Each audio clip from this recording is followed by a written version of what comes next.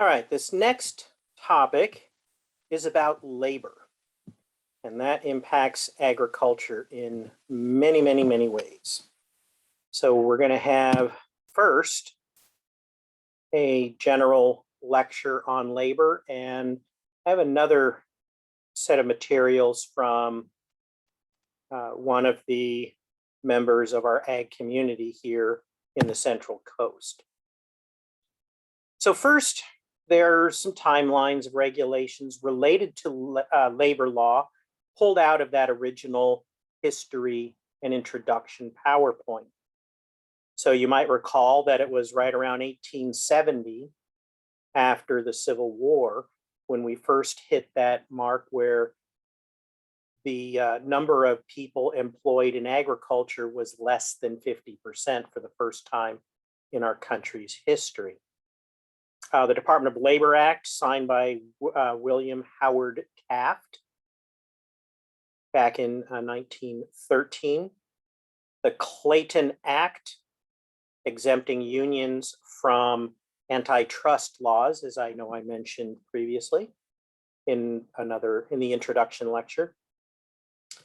And I don't think I mentioned this one. The Federal Highway Act provided for cooperation with states in construction of rural post roads. Really important for agriculture in many ways, because when you look at areas that are successful with agriculture, it's largely about transportation.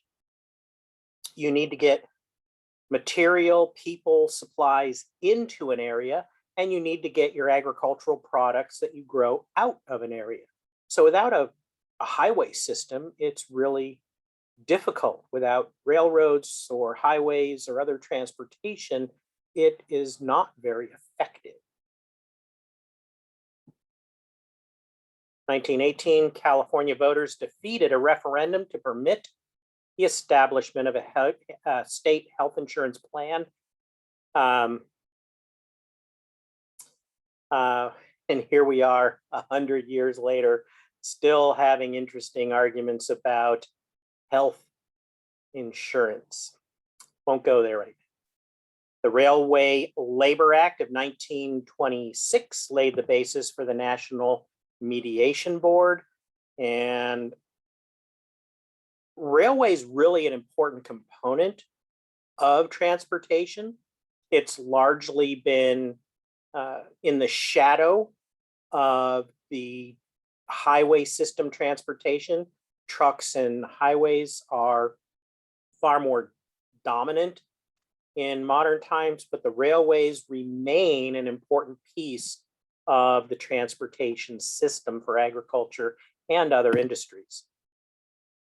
1931, the Davis-Bacon Act requires that federal contracts for public buildings or public works pay workers the locally prevailing wages and fringe benefits as determined by the Secretary of Labor.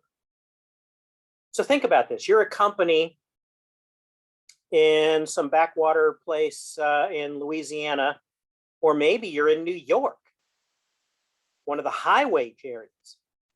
But you set up an office in a backwater in Louisiana to establish some of your projects.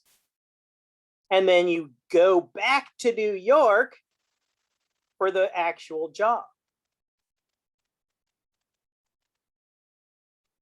And you just say, well, we're going to hire these contract employees using our wages based on our backwater Louisiana headquarters, rather than paying people the prevailing wage where the job site actually is. And a lot of that kind of bait and switch and game playing happened all over the place. Companies would open a tiny little office in a tiny little nowhere that had the lowest wages and use the wages of that office to pay people at the actual job sites, wherever they were, someplace else in the state or another state. And that became illegal in 1931. You have to pay local prevailing wages. And So in this post-Depression era, 1935, the National Labor Relations Act establishes the National Labor Relations Board. So now we have a federal regulatory agency that is established for the purpose of labor relations, protecting the workers. Also in the same year, the Social Security Act, we still have Social Security that's moving ahead. It would probably be on financially stable ground if every single administration, I don't care which party it is, doesn't find reasons to continue to steal money from Social Security rather than letting that money gain interest, gain value for the citizens of the United States that have paid into it. It is not funded at all by any government monies or any tax monies. It's purely through employer and employee contributions as part of a payroll deduction. You might think it's a tax or feel that it's a tax, but it's different. It's separate money that goes into Social Security. The idea is when you get to retirement age, you've at least got something coming in. If you put in years of work, you get something to help keep you from becoming a burden on society after retirement. Or if you die as a worker, it has some money that you've paid into the system that would be there to help protect your kids. That's the idea. The Fair Labor Standards Act establishes the wage and hour division. So by 1938, the concepts of wage rules and minimum wages are now in effect. 57, the initial modern era Civil Rights Act. 1959, Labor Management Reporting and Disclosure Act, enacted to ensure basic standards of democracy and fiscal responsibility in labor organizations representing employees in private industry. So essentially giving some rules for these employee organizations, unions. 1963 Equal Pay Act prohibits sex-based wage discrimination. And so 60 years later, we're getting closer. We still have a ways to go. Age Discrimination Employment Act. So again, we've seen these earlier in that PowerPoint, but these are the ones that are really related to labor. 1971, Occupational Safety and Health Act establishes the Federal Occupational Safety and Health Administration, otherwise known as OSHA. And if you hear OSHA, depending on how it's used, OSHA means the law, the act, Occupational Safety and Health Act, as well as the regulatory agency at the federal level, the Occupational Safety and Health Administration.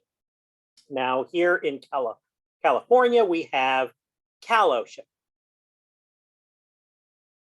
And sometimes in California, we call the Federal Occupational Safety and Health Administration FedOSHA.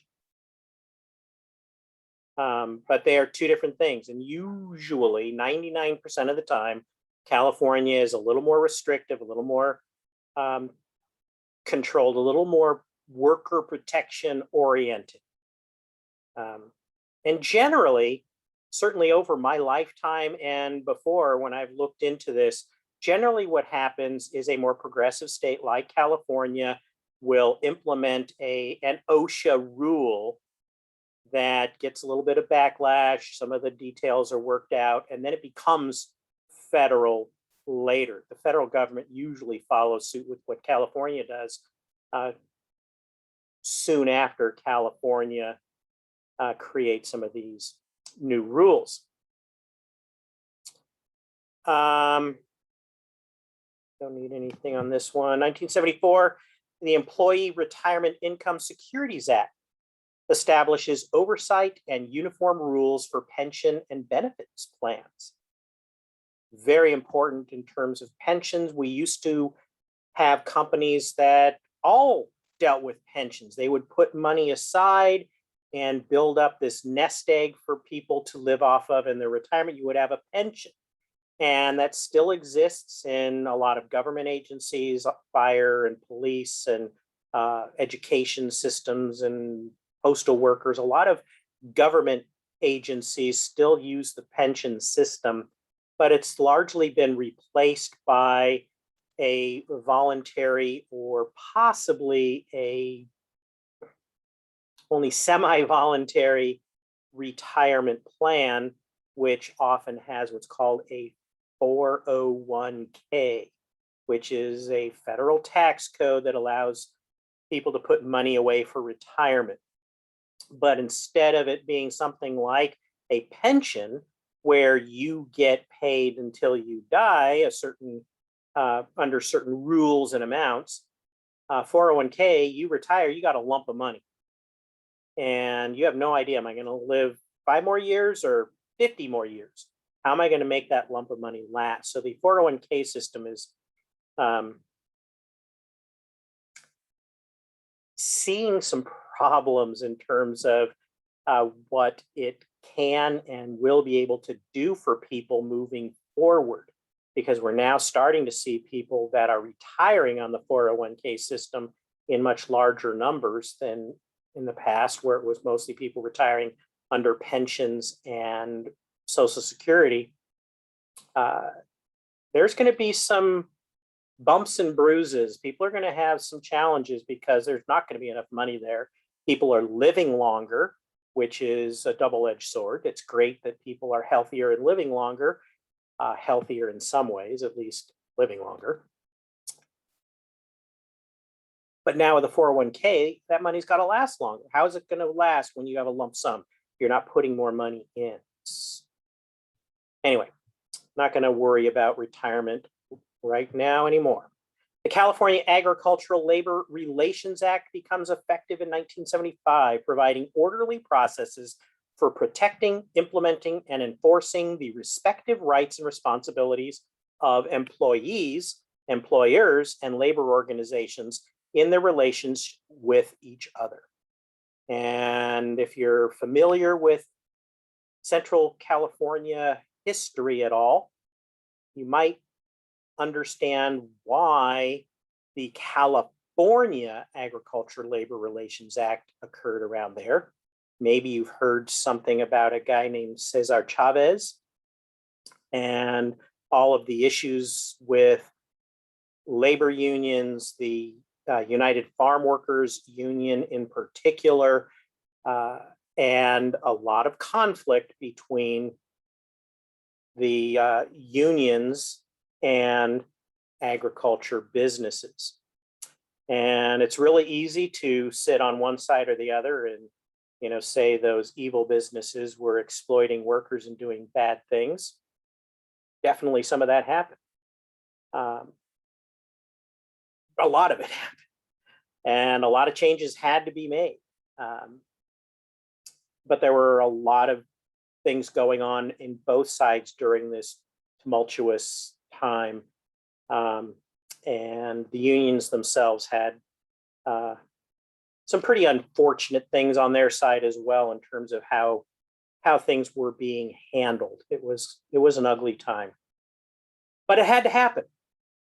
When there are bad things, when workers are being exploited as they were, when safety was not really important, not only in the living arrangements, but on the work site arrangements, it was unacceptable, absolutely unacceptable.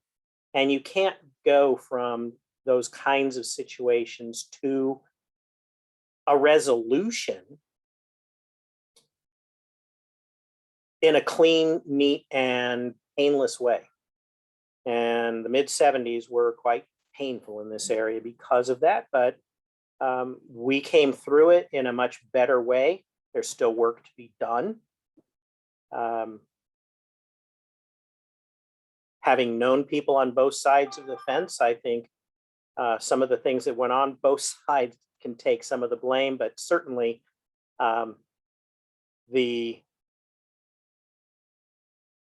reason for the emergencies, the reasons for the explosion of these labor relations issues was because of workers being abused and not being provided with a safe working environment.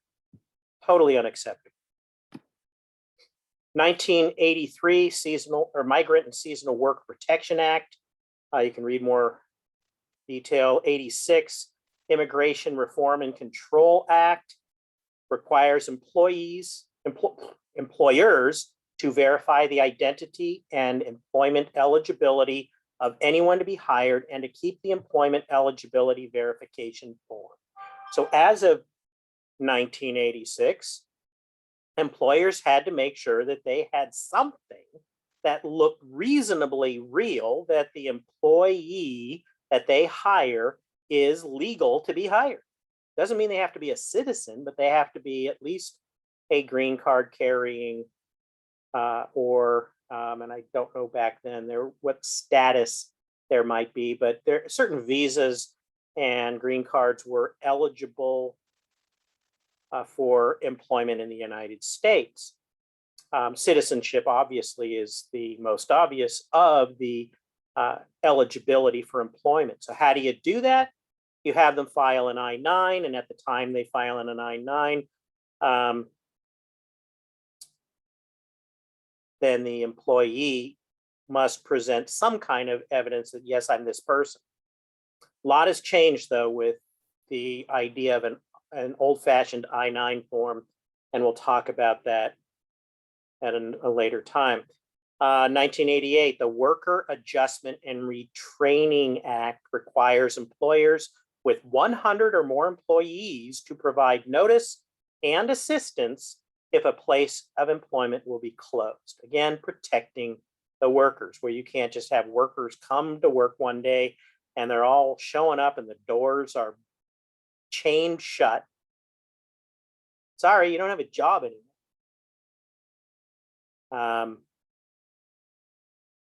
That kind of thing happened a lot, still happens.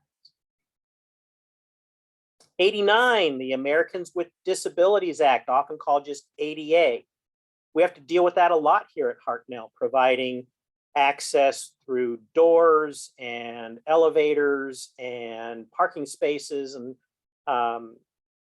student learning spaces where they can go to a desk with a wheelchair accessible desk, things like that. But there are tons of things that the ADA requires of employers to make things acceptable for employees. So employees can be protected and they can receive the necessary accommodations in order to do their jobs. Take a quick break. Be right back.